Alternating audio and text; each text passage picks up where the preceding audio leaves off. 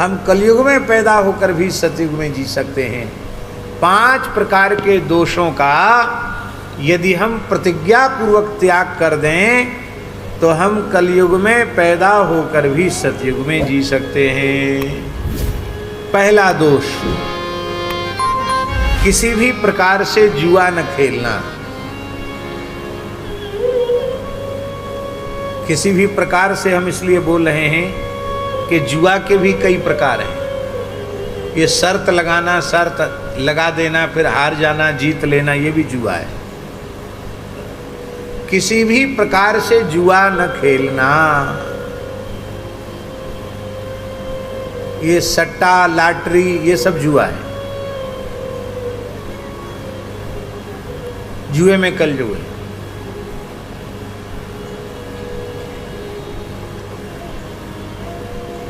दूसरा, मद्यपान। मद्यपान करने वाला वह कभी सात्विक बुद्धि वाला नहीं हो सकता। उसकी बुद्धि में निरंतर कलयुग निवास करता रहेगा। मद्यपान करने वाले की कभी सद्गति नहीं होती। एक बार मद्यपान करने में जितने मद्य कीटों को उसने पिया है, उतनी 1000 बार मदिरा का कीट उसको बनना पड़ता है। और मरने के बाद जब नरक जाता है तो शराब पीने वालों के लिए स्वतंत्र नरक है। उस नरक का नाम है आयह पान। खौलता हुआ लोहा पिघला करके उसको पिला दिया जाता है।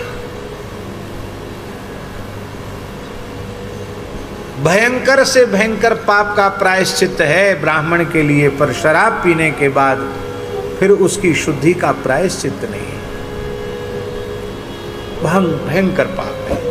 किसी भी मनुष्य को मद्यपान नहीं करना चाहिए, जुआ नहीं खेलना चाहिए। तीसरा दोष है मांस भक्षण। मांस भक्षी की बुद्धि कभी शुद्ध नहीं रह सकती। उसके हृदय में भी कलयुग रहता है। किसी भी प्रकार से मांस खाना नहीं चाहिए, उसका समर्थन नहीं करना चाहिए। इतना ही नहीं, अशुद्ध अखाद्य पदार्थ जिन औषधियों में मिले हुए हैं, जिन खाद्य पदार्थों में मिले हैं, उन खाद्य पदार्थों को भी नहीं लेना चाहिए। आजकल तो खाने पीने की भी बहुत सी चीज़ों में अशुद्ध वस्तुओं का मिश्रण है, वो नहीं लेना चाहिए। वो जो इस और वो तभी संभव है जब प्रतिज्ञा कर ले कि वेद लक्षणा भारतीय देसी गाय के दूध दही घृत का ही व्यवहार, उनसे बने हुए अत्यंत पवित्र पदार्थों को ही भोग लगाकर हम प्रसाद रूप में स्वीकार करेंगे, बाजार की कोई चीज़ ग्रहण नहीं करेंगे। इस तरह का निश्चय कर लेने से ही वो संभव है। चौथा दोष है परस्त्री गमन।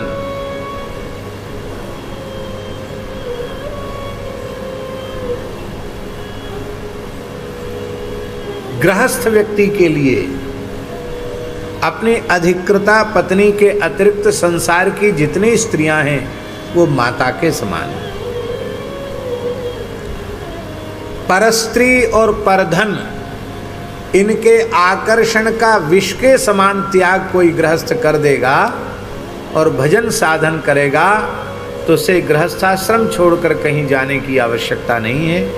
गृहस्थाश्रम में ही उसका परम कल्याण हो जाए। और जो विरक्त हैं, साधु सन्यासी हैं, उनके लिए तो धन मात्र और स्त्री मात्र के आकर्षण का यावत जीवन पर्यंत भयंकर विष के समान त्याग कर दे और फिर भजन करे तो उसका भी कल्याण निश्चित है। इसलिए महाराज यहाँ तक लिखा है, महाराज जी लिंग पुराण में लिखा है पुजारी जी, कि सन्यासी यति स्त्री स्पर्श कर ले, यद्यपि उसके लिए बहुत बड़ा पाप है, तो उसका भी प्रायश्चित है।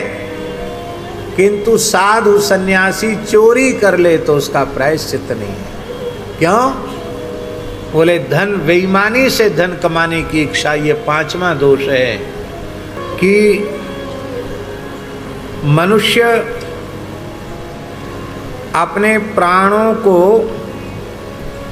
हथेली पर लेकर के तब धन कमाने निकलता है। अब घर से बाहर धन कमाने निकले तो प्राण हथेली पर लेके ही तो निकले, पता नहीं कब कहाँ क्या घर के बाहर क्या घटना, कब क्या घट जाए, कोई पता है क्या? तो मनुष्य अपने प्राण हथेली पर लेकर के निकलता है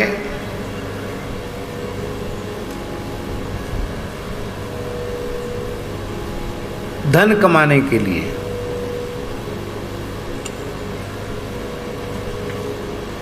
इसलिए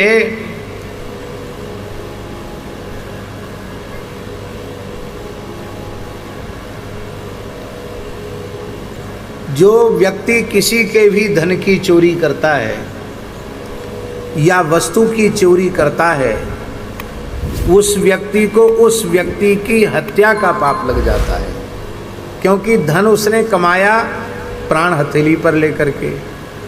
धन से भी कोई वस्तु खरीदी तो वो धन के द्वारा ही खरीदी।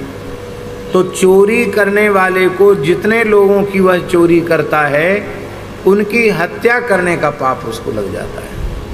इसलिए यदेतद् द्रविणम नामो, ये जो द्रविण है धन है, प्राणा ये ते बहिश्चराः, ये मनुष्य के बहि प्राण हैं। इसलिए सतस्य हरते प्राणान यो यस्य हरते धनम, जो जिसके धन का हरण करता है वह उसके प्राणों का ही हरण करता है।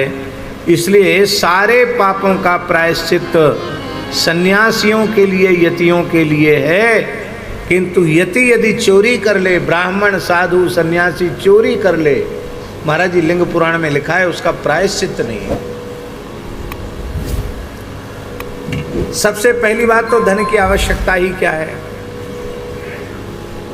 धन और स्त्री के आकर्षण का साधु सन्यासी को, विरक्त को हालाहल विषकालकूट विष से भी भयंकर विष है ऐसा मानकर हृदय से त्याग।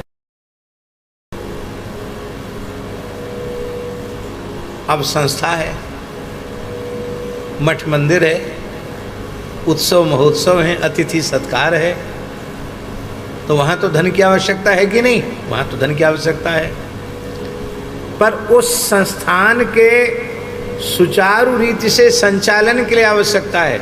साधु को क्या स्वयं के लिए क्या आवश्यकता है?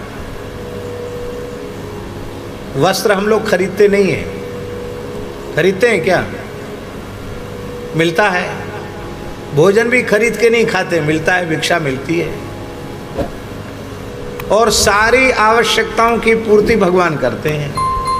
तो व्यक्तिगत हमें अपने लिए किस वस्तु की आवश्यकता है? और हमको या स्वामी जी को कोई 100 रुपये भी भेंट करता है तो किस लिए भेंट करता है? ये स्वयं को विचार करना चाहिए। इसलिए भेंट करता कि यहाँ सेवा हो रही है, हमारा पवित्र धन सेवा में लगे, इसलिए भेंट करता है। और उसको मनमाने तरीके से यदि उपयोग करने लग जाए, उस भगवत द्रव्य को, देव द्रव्य को अपना मानकर व्यवहार करने लग जाए, तो ऐसे मठाधीश को भी कुत्ता बनना पड़ता है, ऐसा हमारे पुराणों में लिखा हुआ है। क्योंकि वो देव द्रव्य है, परमार्थ का द्रव्य है, भगवत द्रव्य है। वो किसी भी प्रकार से उसका उपयोग अपने व्यक्तिगत जीवन में न हो जाए, तो क्या आवश्यकता है? तो ये जो अन्याय की कमाई, स्वर्ण माने होता अपवित्र धन, अन्याय की कमाई, इन 5 दोषों का यदि कोई त्याग कर दे तो कलयुग में पैदा होकर भी वह सतयुग में जी रहा है, और फिर भजन करे तो उसका कल्याण इसी शरीर से, इसी जन्म में निश्चित है, इसमें कोई संदेह नहीं है।